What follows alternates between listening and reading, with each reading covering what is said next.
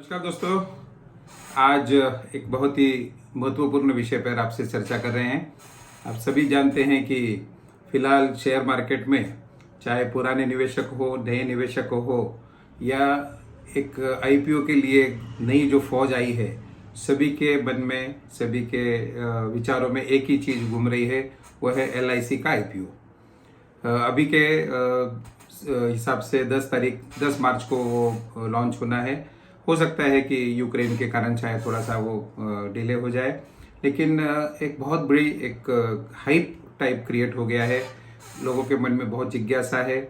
हमारे भी जो निवेशक हैं, जो नए लोग हैं, सभी लोग लगातार एक ही प्रश्न पूछ रहे हैं और ऐसा लग रहा है कि पता नहीं बहुत बड़ा एक ये जो आईपीओ है उसके मार्फत लाखों करोड़ रुपए की कमाई होगी।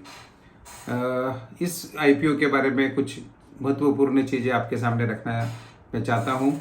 एक आम निवेशक, एक नए निवेशक को किसी भी प्रकार के निवेश के पहले कुछ चीज़ों का जानना बहुत ज़रूरी है।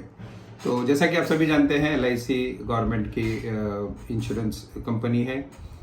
भारत में एक ज़माना था जब मोनोपोली थी, प्राइवेट सेक्टर के इंश्योरेंस कंपनी नहीं के बराबर थे और उस समय एलआईसी का बहुत बड़ा बोलबाला था। आज भी लगभग 65-70% जो पॉलिसी है वह एलआईसी की है। इसमें कोई दिक्कत नहीं। बहुत अच्छा कमा रही है, बहुत बड़ा वैल्यू बेस बनाया है। पॉलिसी होल्डर्स को तो शायद ज़्यादा फायदा नहीं मिला हो एज रिटर्न, लेकिन एक समय में मनी बैक पॉलिसी और अन्य बहुत सारे स्कीम्स निकाल के काफ़ी बड़ी रकम एलआईसी के मार्फत इकट्ठा हुई है। आज एक बहुत ही स्ट्रांग कंपनी है। जो गवर्नमेंट ने अभी वैल्यूएशन निकाला है, जो हम समझ रहे हैं 15 लाख करोड़ के करीब का इस कंपनी का वैल्यूएशन निकाला है और जो निवेश है वो लगभग 39 लाख करोड़ का निवेश शेयर मार्केट में और अन्य जगह पर इस कंपनी ने किया है। तो अगर हम मोटा मोटी देखें तो बहुत ही बढ़िया कार्य है।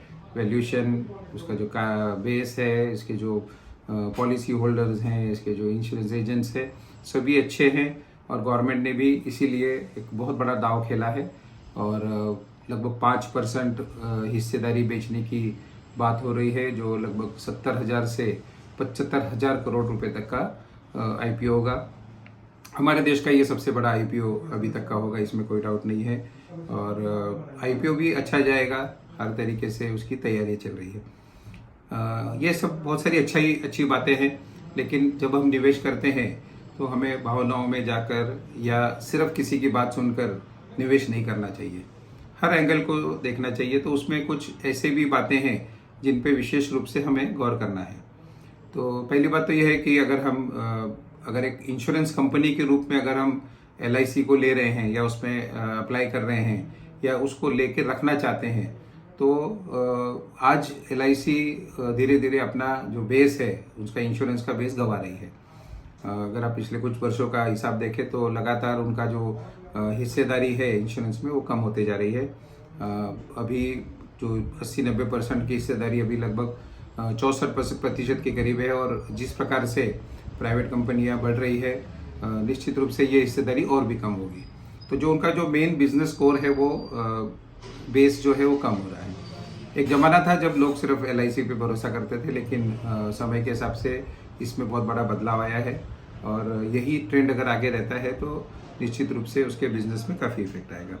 कुछ फिगर्स जो हमारे सामने आए हैं, जो CAGR जिसको हम कहते हैं कि compounding rise in premium, LIC का लगभग 14% है और अन्य जो प्राइवेट इंश्योरेंस कंपनीज है उनका 18% है। तो ये एक काफ़ी बड़ा डिफरेंस है। न्यू मार्जिन कलेक्शन जिसको हम कहते हैं, पुराना तो जो चल रहा है वो ठीक है, पुराने जो पॉलिसी होल्डर्स हैं वो तो साथ में रहते ही है, लेकिन न्यू जो पॉलिसी मार्जिन्स जो मिल रही है इनको, वो लगभग 9% के करीब है और प्राइवेट सेक्टर के जो कंपनी है उनकी 20 से 25% है। तो एक बहुत बड़ा डिफरेंस है। आज भले ही हम प्रचार करें कि 64% या हर 3 में से 2 इंश्योरेंस एलआईसी देता है, लेकिन ये संख्या धीरे धीरे कम हो रही है, तो इस पर भी अपने को ध्यान देना है।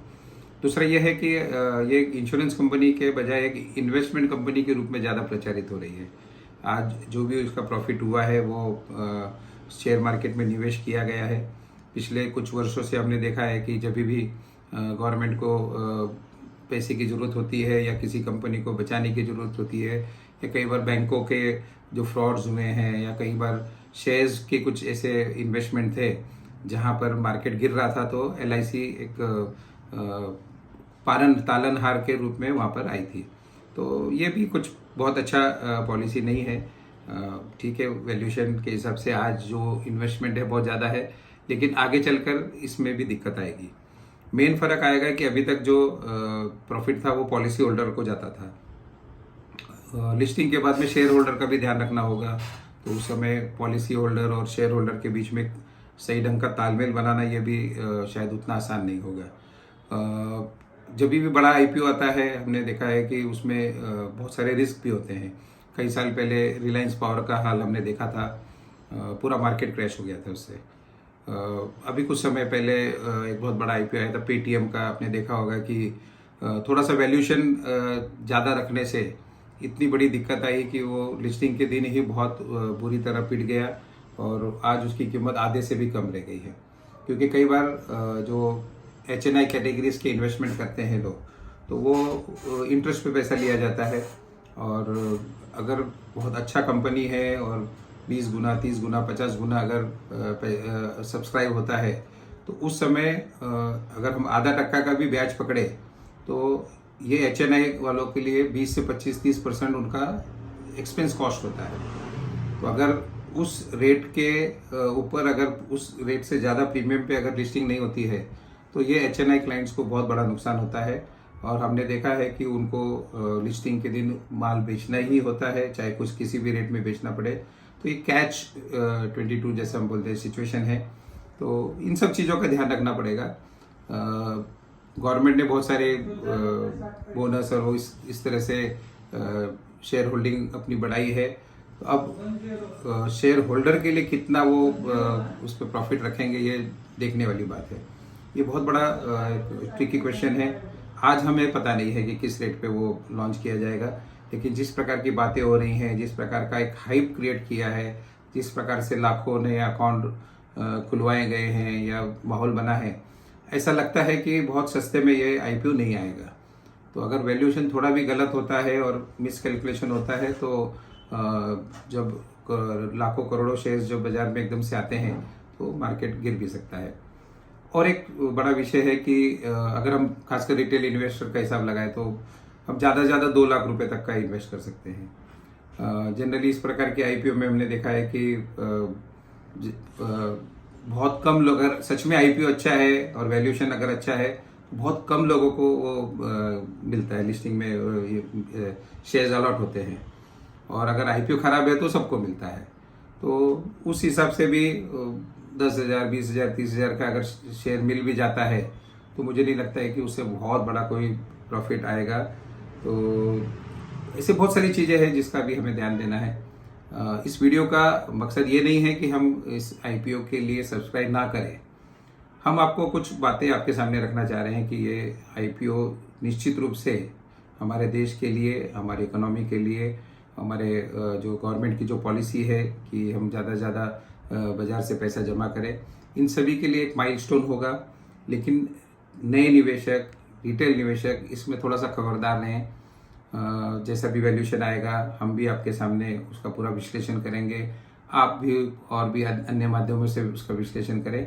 और इस IPO में सब्सक्राइब करना या नहीं करना, कितना अमाउंट करना, किस प्रकार से उसमें से बाहर निकलना, लिस्टिंग के दिन क्या करना, इन सब चीज़ों का ख्याल आप सभी को रखना होगा। ऐसा बहुत ज़रूरी है। काफ़ी मार्गदर्शन आपको इस दृष्टि से मिलेगा भी। अंत में यही कहना चाहूँगा कि एक हमेशा ऐसा हमने देखा है कि जब मार्केट में कुछ बहुत ज़्यादा हाइप क्रिएट होता है, या बहुत ज़्यादा जब भी हमने देखा है कि बुल मार्केट का भी जब एंड होता है, तो ऐसे इस प्रकार के एकदम पागलपन सा छाता है। तो इस प्रकार का कुछ माहौल हमें दिख रहा है जो कि सही नहीं है। हमें सभी को सोच विचार करके ही निर्णय लेना है। हम अपेक्षा करते हैं कि IPO हम सभी को बहुत अच्छा पैसा दे के जाए, अच्छा हमारे लिए एक निवेश का मौका मिले। लेकिन इसके लिए हमें इंतज़ार करना है कि जो उसके फंड मैनेजर्स हैं या जो डिसीजन मेकर्स हैं वो किस प्रकार से इस IPO को हमारे सामने लाते हैं। मुझे लगता है कि बहुत सारी जानकारी हमने आपके सामने रखी है और भी बहुत सारे फैक्ट्स फिगर्स हमारे पास में है, लेकिन इतने कम समय में सब आपके सामने रखना संभव नहीं था। इस सब चीज़ों को विश्लेषण करें, इस वीडियो को ज़्यादा से ज़्यादा आम निवेशकों को पहुंचाने का प्रयत्न करें। ये जानकारी लोगों तक पहुंचे, लोगों को विचार करने दीजिए।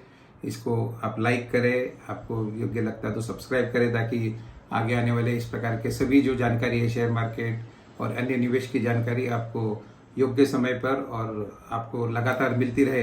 तो आपसे अपील करता हूं कि इसको लाइक भी करें, सब्सक्राइब करें और विभिन्न सोशल मीडिया के माध्यम से आम निवेशकों को पहुंचाने का प्रयत्न करें। धन्यवाद।